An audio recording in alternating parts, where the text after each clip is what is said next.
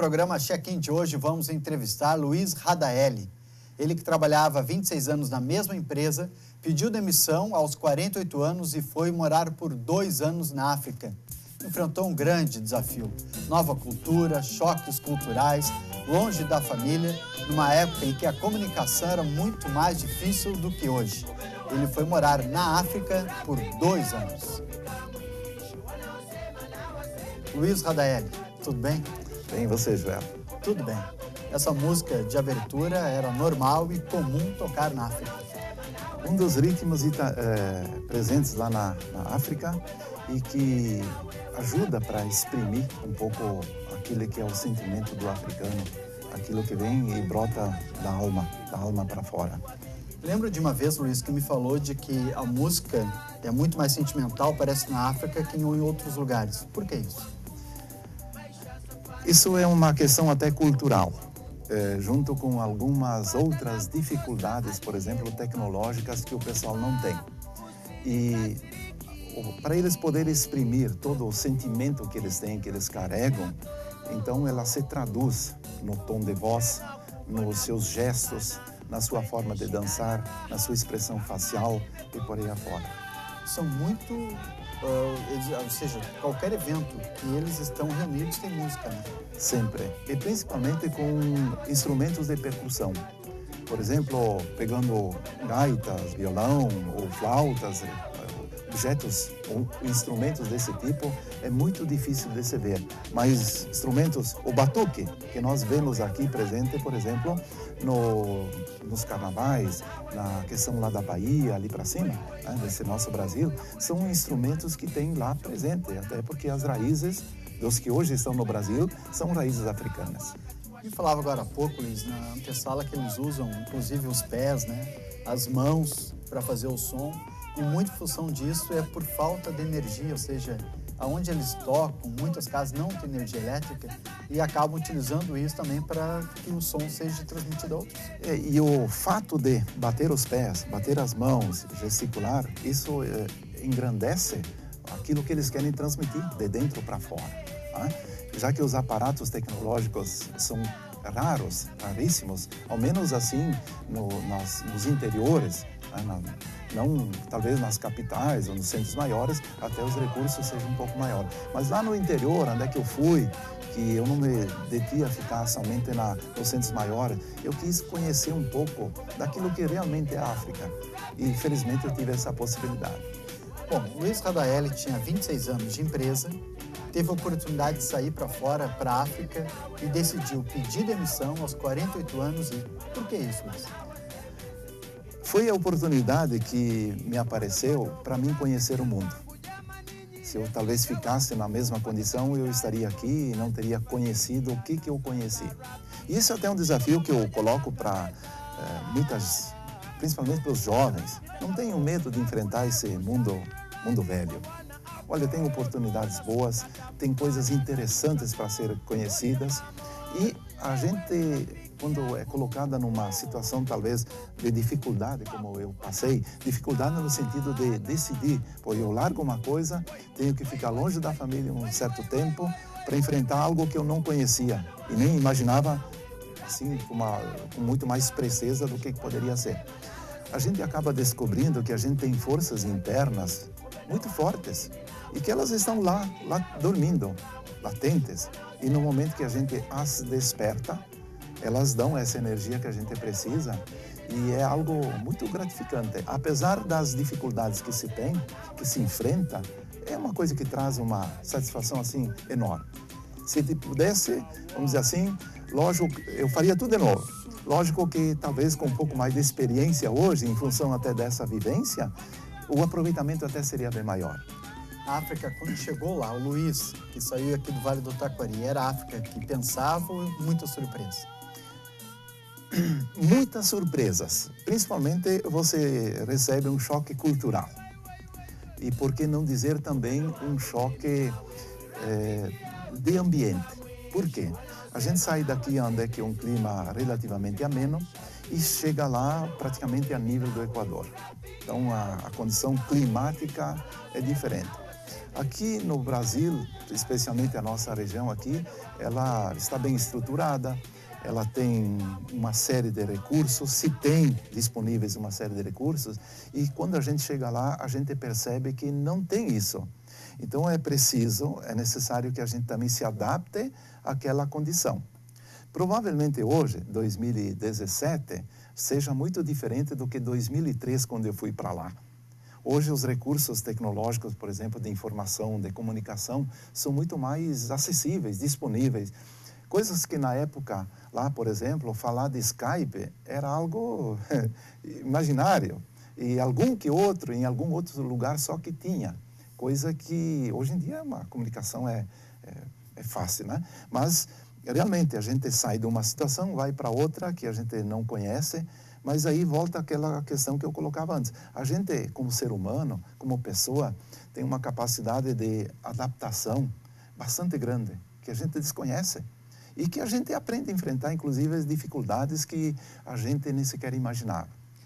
Foi para lá trabalhar com agricultura? Exatamente. Como na profissão, como técnico agrícola? Não? Exatamente, na área agrícola, tentando, dentro dessa atividade, permitir que houvesse um ganho de qualidade e encurtamento de tempo, tá? Porque pelos processos normais, a tecnologia, se ela chegasse, ela demoraria bastante. E como nós aqui temos uma tecnologia, já tínhamos na época, eu diria assim, uns 40, 50 anos mais adiantado do que eles tinham lá, foi uma forma de encurtar o tempo. E felizmente, grande parte assim, posso me dizer feliz porque foi conseguido. O maior problema era a temperatura, o solo era pobre, é o que a gente se imagina da África, ou estou equivocado? A África é um continente de surpresas. Existem montanhas, existem áreas planas, existem florestas, existem áreas que é muito semelhante ao nosso Planalto Central. Região de Goiás, Mato Grosso, assim. Regiões extremamente planas, pura terra, terra fértil, com uma possibilidade de mecanização enorme, altamente produtivas. Só ela tem duas questões que eu diferenciaria, por exemplo, assim, falta recursos financeiros para investir em tecnologia, e isso é em função de que o elemento europeu, quando ele colonizou a África, ele viu a África somente como uma fornecedora de matéria-prima. Como vira o Brasil. Exatamente. E a nossa sorte, Joel, é que nós, vamos dizer assim, conseguimos nos libertar de Portugal há quase 200 anos. Coisas que ali, a maior parte da África, ela foi agora na década de 70, fins da década de 60, 70, e houve uma mudança ali também que agravou em parte esse desenvolvimento, porque não só o atraso que vinha por ser colônia, apenas fornecedora de riqueza, matéria-prima para a Europa, e ali se entende porque também a Europa é desenvolvida, é rica, não é por nada. Mas a gente só olhar a quantia de ouro e prata, por exemplo, que saiu aqui do Brasil, da América do Sul, para a Europa. E ali na África não deixou de ser muito diferente. Continua, talvez ainda hoje, talvez de uma forma um pouco camuflada, mas isso continua. E o europeu não se preocupou em investir na África. Por exemplo, investir em estradas, investir em escolas, investir em saneamento básico, indústrias e por aí afora. Então, há um lapso de tempo que é preciso correr atrás agora. Mas é um continente de oportunidades. Na Tanzânia, onde passou a maior parte do tempo na África, que tipo de material extraíam de lá? É rica em quê, a Tanzânia? Lá tem cobre, tem níquel, tem ouro, tem diamantes. E está nas mãos, vamos assim dizer, não só essa região da Tanzânia, como os países circunvizinhos ali, na mão de grandes empresas multinacionais. E elas estão lá para ganhar dinheiro. Então, a gente acompanhando um pouquinho, por exemplo, os grandes diamantes e coisas assim, eles chegam por exemplo, para a Europa, onde que eles lapidam e agregam um valor inúmeras vezes maior do que ali. E, assim, a Tanzânia, além dessa riqueza mineral, elas têm outras riquezas, que é a questão turística, a questão dos parques nacionais. Tem uma fauna, tem uma flora também extremamente variada, e falta um pouquinho mais de aprimoramento para que permitisse com que mais pessoas possam conhecer essas riquezas. Ou seja, o turismo é uma riqueza ou uma indústria que não tem chaminé. E tem os solos lá extremamente produtivos, que só precisam um pouco de tecnologia, e ela vem com o passar do tempo. Já tinha na época lá, por exemplo, empresas chinesas, ou empresas da África do Sul, que estavam comprando extensões enormes de terras extremamente férteis, fáceis de serem trabalhadas, porque eles queriam produzir já lá alimentos, coisas que na África do Sul, ou mandar para a China, que são países com uma carência alimentar bastante grande. Nós vamos para um bloco do intervalo comercial, voltamos em seguida falando com Luiz Radaelli sobre a África, falando agora sobre as belezas. E sentiu medo, teve dificuldade na África? É um continente perigoso? Depois do intervalo comercial.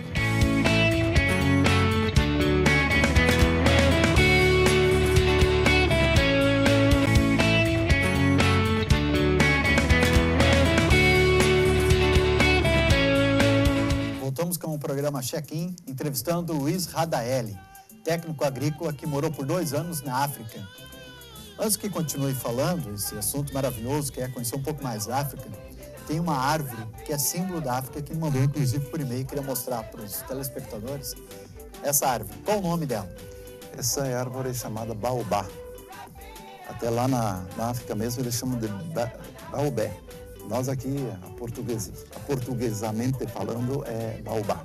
É uma árvore símbolo, ela tem... essa árvore aí, por exemplo, que vocês viram, ela deve ter no mínimo 2.000 anos. É uma árvore de crescimento extremamente lento, e se cria dentro dela, nos seus galhos, nos seus troncos, no seu tronco, porque ele é muito oco, inúmeras espécies de vida selvagem ali no meio. É incrível, parece olhar assim que é uma árvore apenas um tronco, folhas, galhos, mas existe um ciclo de vida ali que só vendo para conhecer.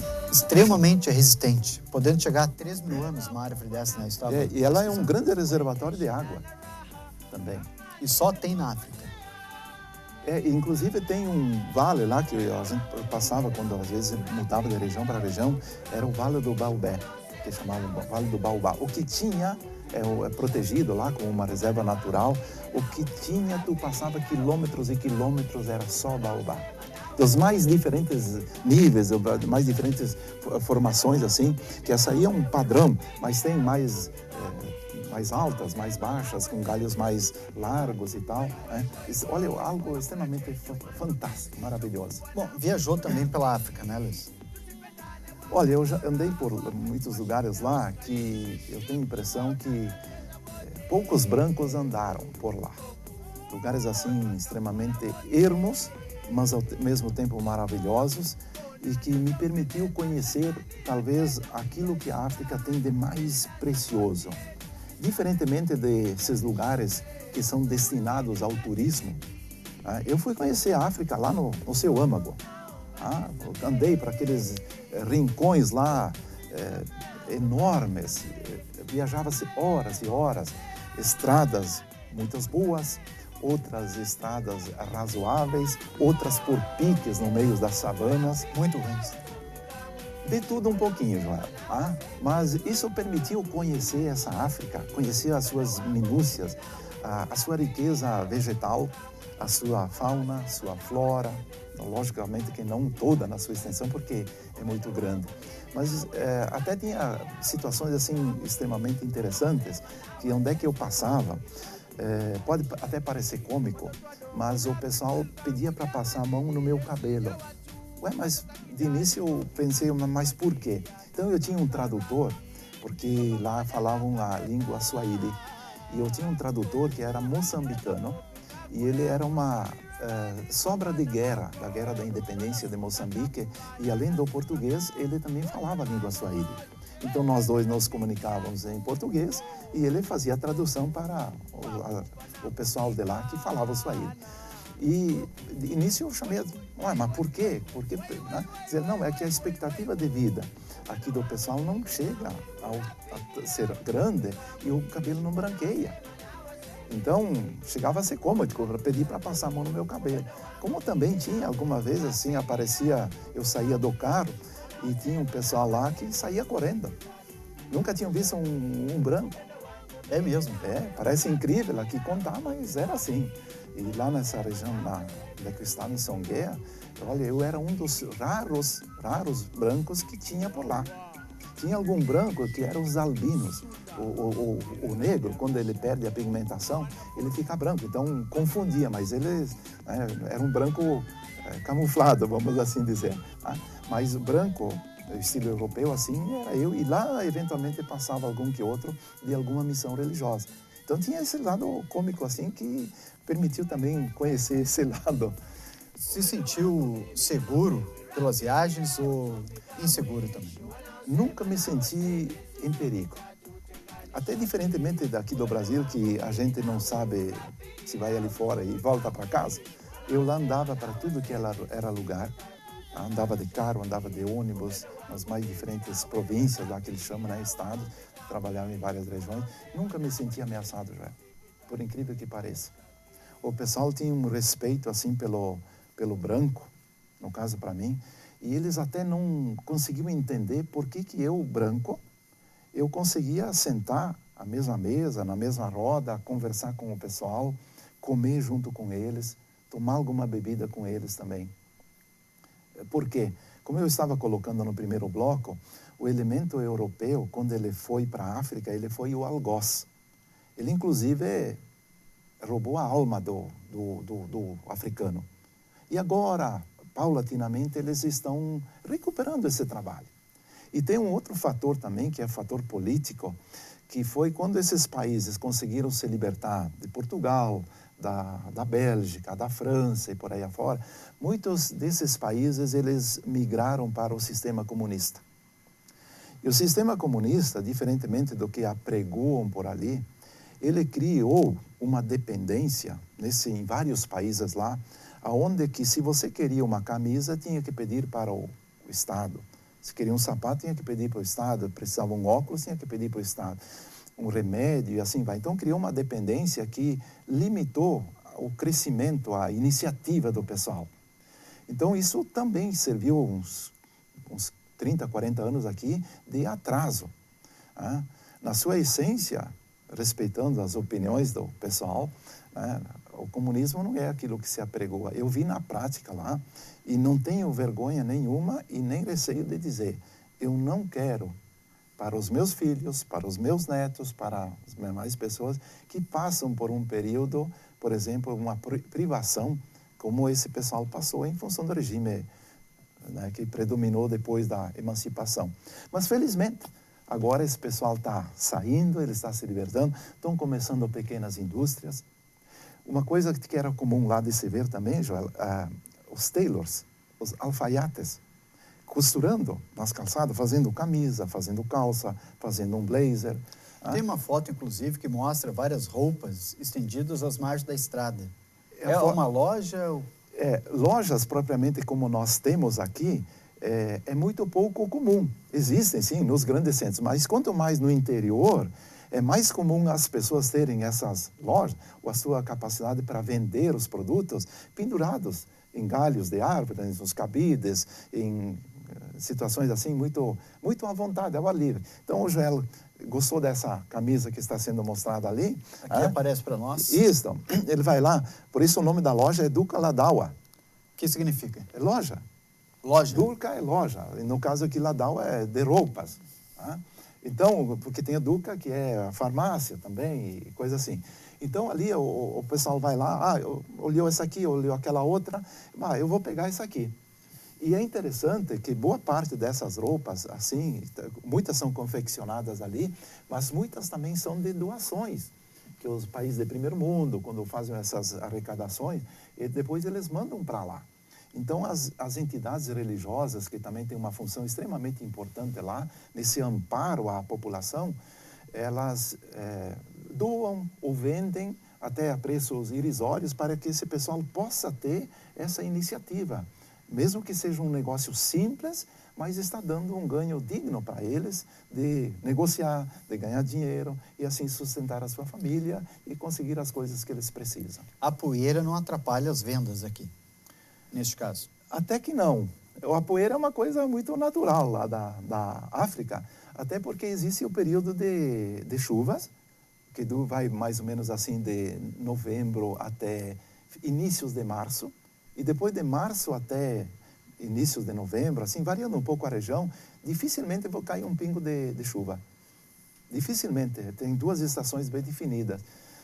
Então, a poeira é algo normal. O pessoal sabe conviver com isso.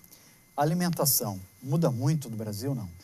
Se come praticamente tudo o que se come aqui, se come lá.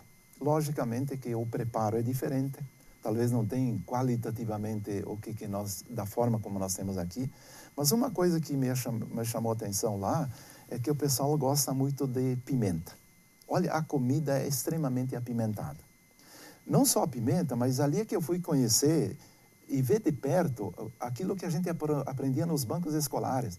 Por que portugueses queriam ir para a Índia buscar as tais de especiarias? As especiarias não eram nada mais, nada menos do que esses temperos. Então, lá existem vários, mas vários mesmo, vendidas assim a granel nessas lojas, como você viu para lá e para cá, e o pessoal vai lá e compra. Então, eles têm os mais diferentes sabores.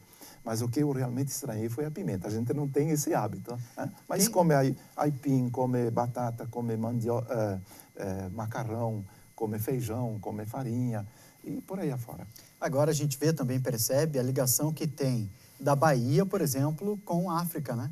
Porque quem vai para a Bahia surpreende, eles pedem, né, se quer quente ou frio, se é quente, vai vir muita pimenta, sim, né? Exatamente. Bom, tenho curiosidade, inclusive, sobre a carne e o transporte de animais, que a gente viu algumas fotos que enviou para nós.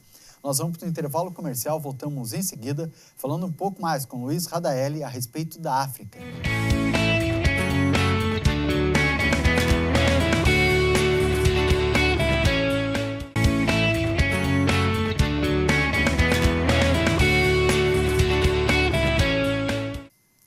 Voltamos com o programa Check-in, entrevistando o técnico agrícola Luiz Radaeli. Ele que passou 2 anos na África, pediu demissão depois de 26 anos, aos 48 anos de idade.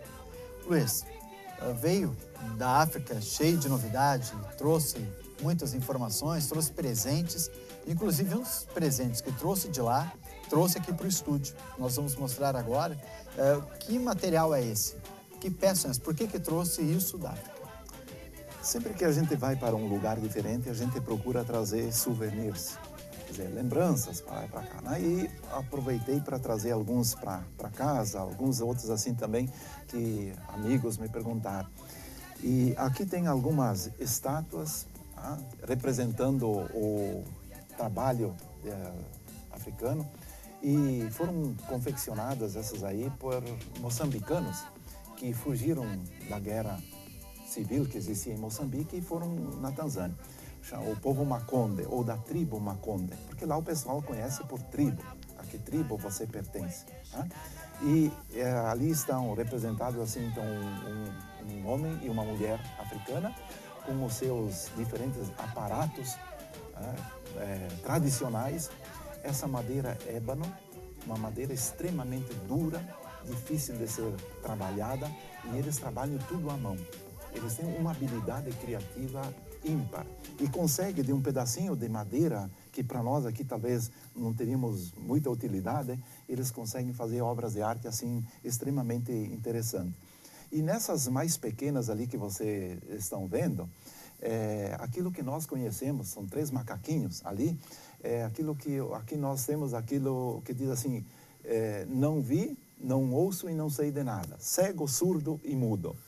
Se vocês observarem as feições, por exemplo, onde é que estão as mãos do macaquinho, é justamente para representar. E aqui mais à esquerda, então vocês estão vendo também um chapéu, não é um chapéu, é um boné que é típico do africano. Podem ver também que ele está com os desenhos, aqui mais à esquerda das estátuas, Tá? Tem desenhos africanos que representam o mundo africano. E esse, vamos dizer assim, esse chapéuzinho ali, praticamente todo homem usa. Não só para representar, por exemplo, o islamismo. Mas não são iguais, né? Não, eles são diferentes. São diferentes, colorações diferentes, desenhos diferentes também, porque a africanidade ela é representada de múltiplas maneiras. E essa ali até eu trouxe para os meus filhos, ainda tenho esse ali, e estou guardando ele como uma relíquia. Semelhante ao que acontece nos Incas. Então, os Incas também tinham um chapéu para quem era solteira, para quem era casada. O chapéu identificava a família, as cores da família. Semelhante assim na África, algo não? parecido assim também. Ou seja, isso não é apenas algo para te proteger do sol. Não. Algo tem um significado por trás disso. E ali, principalmente, ele tem um símbolo, uma simbologia que eu sou negro. E eu quero mostrar a minha africanidade com isso. Tem orgulho disso. Exato. Então, por isso que eu comentei no bloco anterior que aos poucos isso está começando a se ressurgir.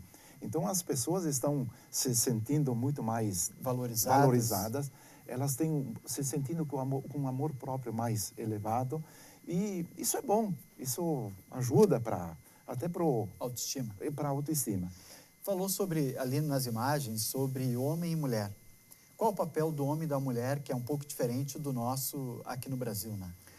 Pode parecer um pouco estranho isso que eu vou colocar, mas é uma questão cultural, normal para eles lá. Ou seja, o homem, ele tem uma função, vamos dizer assim, muito mais reprodutiva, diferentemente da mulher, que ela tem, além de, como mulher, reprodutiva também, mas a mulher é o elemento de trabalho.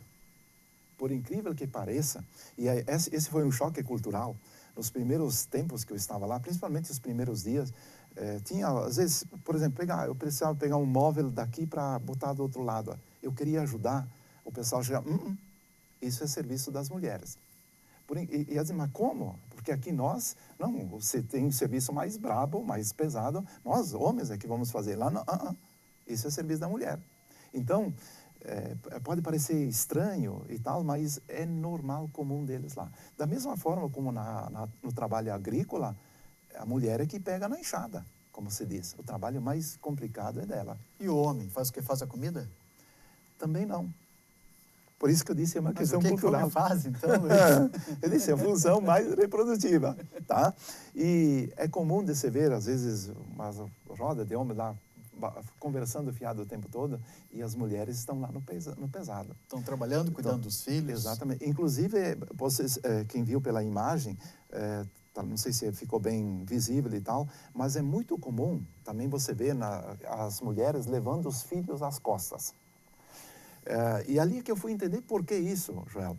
Porque quanto mais, e é sempre, é todo o tempo, porque não tem carinho de bebê. Tá? Então, quanto mais próximo às costas ela estava com o filho, mais protegido ele se encontrava. Então, voltando lá para trás, para os primórdios, ele estando muito mais próximo dela, além dele ficar muito mais protegido, dificultava, por exemplo, ele ser pego por algum predador. E ele, sentindo esse calor, ele também ajuda a se desenvolver.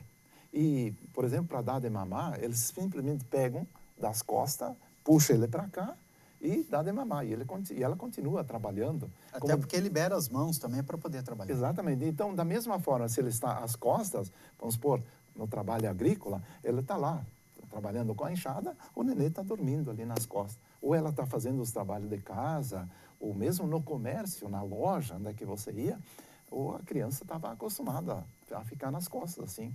Fica lá, arrumadinha, vai ser incrível. Muito bom. Bom, ficaste lá em casa de famílias ou ficou o tempo todo no hotel, num local reservado pela empresa? Não, tinha inicialmente nos hotéis, quando você ia de uma região para outra, mas se não tinha uma casa lá, a própria empresa disponibilizava para a gente morar. Então, eu estava em casa. Sentia bem? Sim, tranquilo, tranquilo. Como matava a saudade da família? Na época... A comunicação era outra. Era outra. Eu ligava uma vez por semana para casa.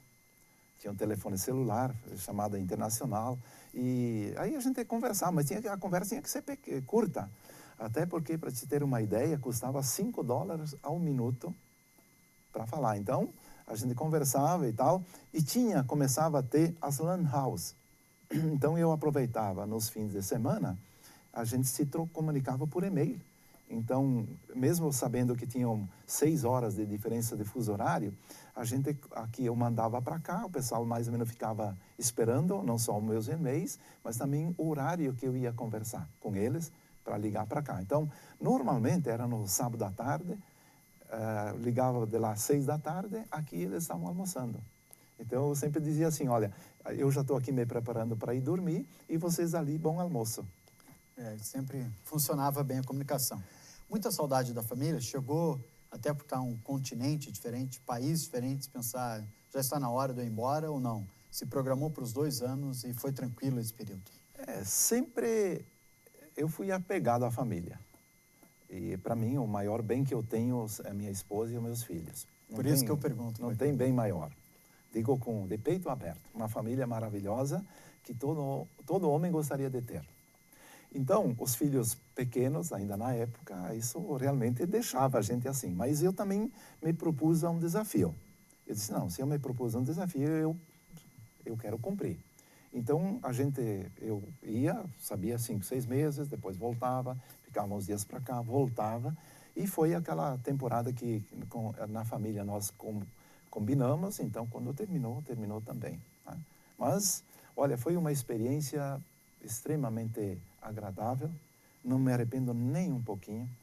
E o que eu disse lá no começo, jovens, vocês que estão, quem sabe aqui ouvindo a programação, não tenham medo. Esse mundo está cheio de oportunidades e é um mundo de braços abertos. Mas uma coisa vou dizer para vocês, pessoal, vocês que são jovens, vão aprender a falar inglês. Mas não contar até 10 ou até 100, falar para entender inglês. Inglês é fundamental. Quem sabe falar só o português não passa de um mudo. Quem sabe falar uma língua só. É necessário falar 2. A comunicação lá era muito difícil. Sem o tradutor? Não, vamos dizer assim, eu tinha umas noções básicas de inglês, fiz um cursinho meio rápido de inglês antes de ir também, então me defendia. E às vezes, sabe que o que a língua não ajuda, os braços também ajudam. A mímica? A mímica ajuda. E principalmente lá no interior, onde é que eu ia, então eu tinha o meu tradutor, uma pessoa extremamente maravilhosa, né? um senhor sério, praticamente da mesma idade que a minha, 2 anos a menos. E então não tive maior problema, não. Muito pelo contrário, só tive facilidades e conheci coisas que eu jamais imaginaria que iria conhecer e vivenciar. Mesmo, muitas vezes, não sabendo o idioma, mas com a ajuda de alguém, ou a mímica ajudou. E como em todo país, né? Todo mundo que sai... As mãos ajudam a falar. Quando a língua não ajuda, as mãos contribuem muito. E às vezes, quando está em desespero, precisa usar isso, né? Sem dúvida. Água e comida, a gente sabe falar em qualquer idioma. Sim, não se aperta. Estamos conversando com Luiz Radaelli, esse técnico agrícola que foi para a África. Voltamos depois falando de alguns assuntos e curiosidades que ele encontrou lá e que não encontra aqui, sobre cemitério, cores de casa e outras tantas curiosidades. Depois do intervalo comercial, voltamos com o programa Check-in.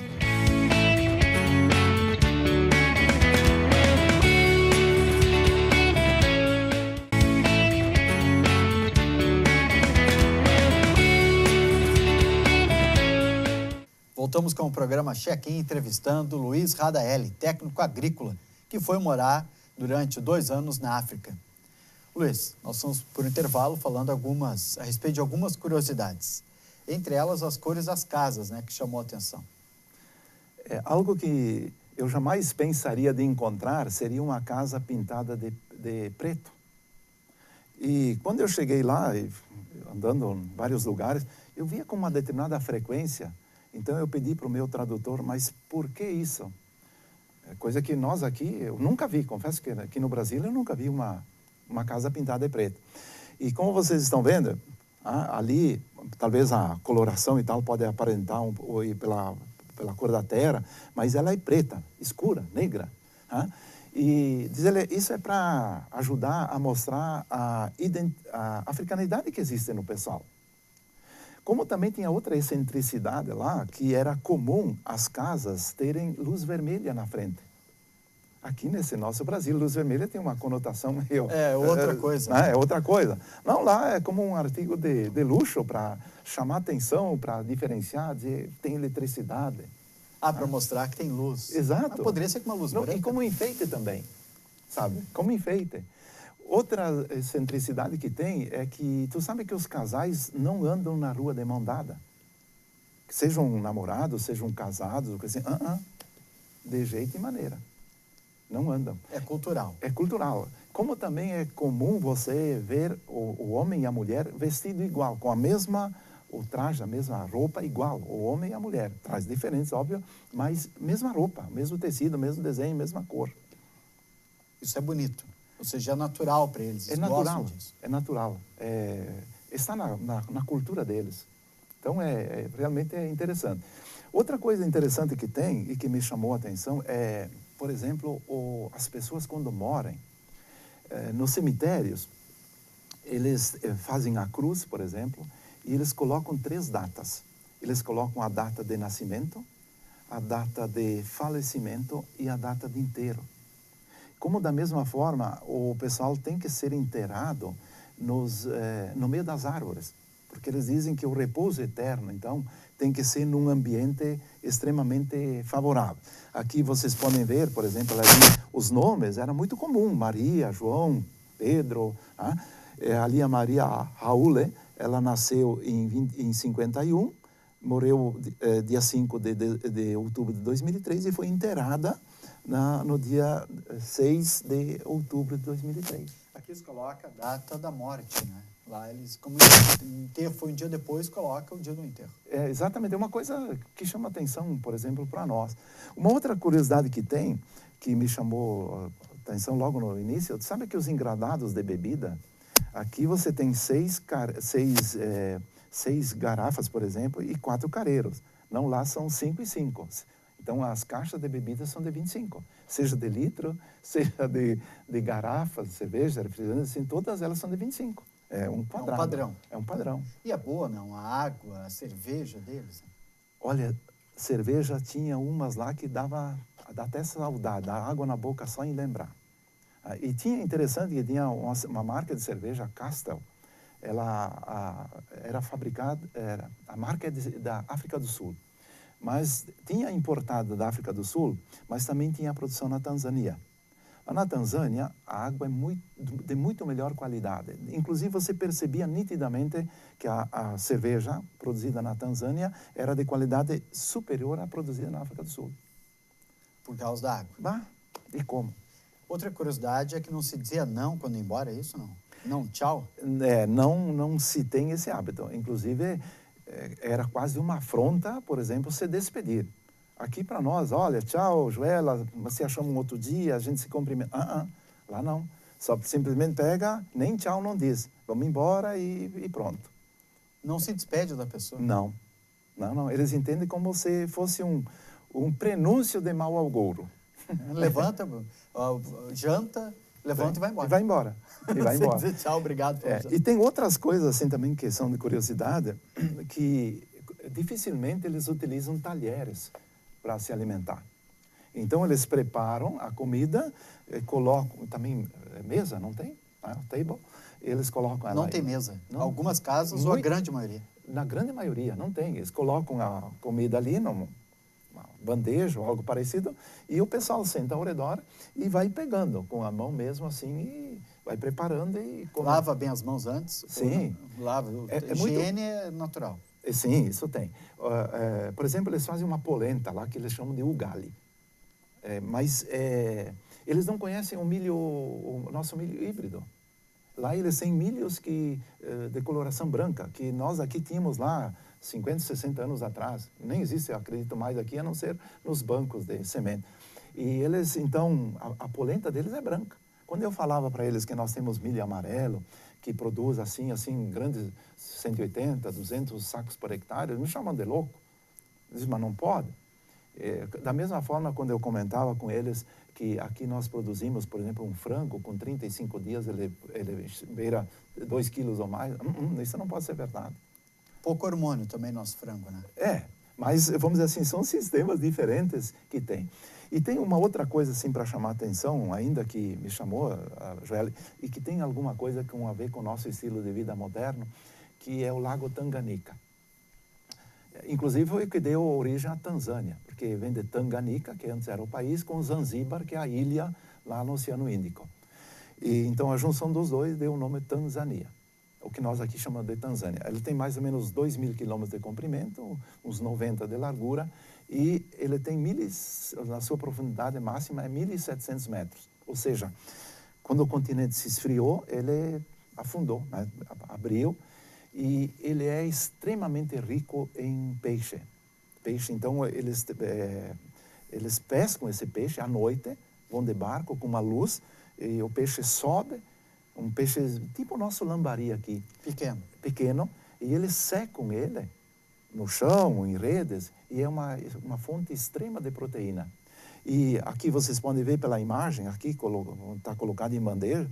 Então, ele é seco e o pessoal compra e reidrata ele depois, e que ele é preparado como um molho para comer junto com esse ugali, que é a polenta deles, ou com arroz, ou massa, ou coisa assim. Então, de grande produção, extremamente piscoso esse Lago Tanganica, mas ele também está nos dando um recado. Lá foi entre 1850 e 1870, o David Livingstone, era um explorador inglês, ele casou com uma moçambicana e construiu ali no lado da Tanzânia, na região de Kigoma, a casa dele. E a escadaria da casa dele encostava no Lago Tanganica. E dali onde ele saía e chegava de barco para ir para as explorações dele. Você sabe que o nível d'água do Lago Tanganica, ele perdeu 12 metros. 12 metros de perfil. E hoje só tem o resto da escadaria e 2 mangueiras que o Livingstone plantou, que era no pátio da casa. O Lago Tanganica está a 700 metros longe. Esse desnível, quer dizer, ele secou 12 metros. Então, está dando também um sinal de que alguma coisa nesse clima está mudando. Está mudando. Luiz, antes de pedir, eu sei que não para, sempre tem desafios novos, desafios estão chegando ao final do programa. E o Luiz Radaelli tem um outro desafio agora, que é inclusive um programa não na língua da África, o qual esteve, não inglês, mas língua italiana, né? Sabe, Joel, que eu tenho como ascendência italiana... Radaelli, né? Não podia ser diferente. Eu pensei assim, mas como que eu posso dar continuidade àquilo que eu herdei dos meus antepassados? Então, eu criei uma rádio web que é falado só no italiano, que é o nosso italiano regional aqui. Não é o italiano gramatical que falam na Itália. Não, é o nosso italiano aqui. 24 horas por dia, 7 dias por semana, 30 dias por mês, música, cultura, entretenimento, tudo na língua italiana. Quem quiser, por exemplo, ouvir, é só ir no Google, bem simples, coloca lá talian.com.br. 24 horas por dia e coisa selecionada, de primeira qualidade. Só música boa. Só pode. O Luiz Radaelli, que foi para a África, é o mesmo que volta ao Brasil, não? O que mudou nele? Eu aprendi muita coisa lá. Eu sempre fui uma pessoa extremamente simples. Não me vanglorio de nada, e até porque, sob a minha ótica, não tem ninguém nem pior e nem melhor do que eu. Acho que nós somos, como seres humanos, nós somos iguais, nós viemos ao mundo da mesma maneira e vamos da mesma forma. Então, nós temos que aproveitar e viver o que nós vivemos aqui. Eu não vou levar nada, eu espero deixar algo de bom, algo que eu fiz na vida, e que eu fiz como para pessoa. Então, eu aprendi muita coisa lá e que veio reforçar aquilo que eu sempre tinha, que é a simplicidade. Nós, como pessoas, como seres humanos, não precisamos de grandes coisas para viver. O mais simples é que chega. Por quê? Porque nós vivemos um mundo para ser feliz. E você sabe que lá na África, então, voltando, as pessoas com toda aquela simplicidade, Joel, elas são felizes. Não se via o pessoal correndo em consultório de psiquiatras pensando arrumar a cabeça. Não. Quem sabe talvez não é uma forma também da gente, o Se mundo contentar ocidental, com o que tem. não repensar um pouco. Será que os valores a quem nós nos agarramos, será que são realmente esses? Ou nós não podemos viver talvez de uma maneira um pouco mais simples? E para sermos felizes. Luiz, muito obrigado por participar aqui do programa Check-in. Foi um imenso prazer tê-lo aqui e trazer toda essa cultura, essa bagagem que você, durante 2 anos, conquistou lá. E obrigado por trazer aqui no programa. Eu que agradeço pela oportunidade e a gente teria um monte para conversar, daríamos para ficar horas aqui, né? Mas a gente sabe que o limite de tempo é escasso e, da mesma forma, te agradeço pelo convite. Muito obrigado. Fiquei lisonjeado. Nós que ficamos, aprendemos muito com Luiz Radaelli, esse técnico agrícola, saiu aqui do Vale do Taquari, foi morar por 2 anos na África e volta cheio de cultura, conhecimento e sobre reflexão. Num país em que a gente talvez pensasse que fosse muito pobre, perigoso, ele disse que não. Na verdade, se sentiu muito seguro, um país hospitaleiro e muito rico. O programa Check-in volta na semana que vem.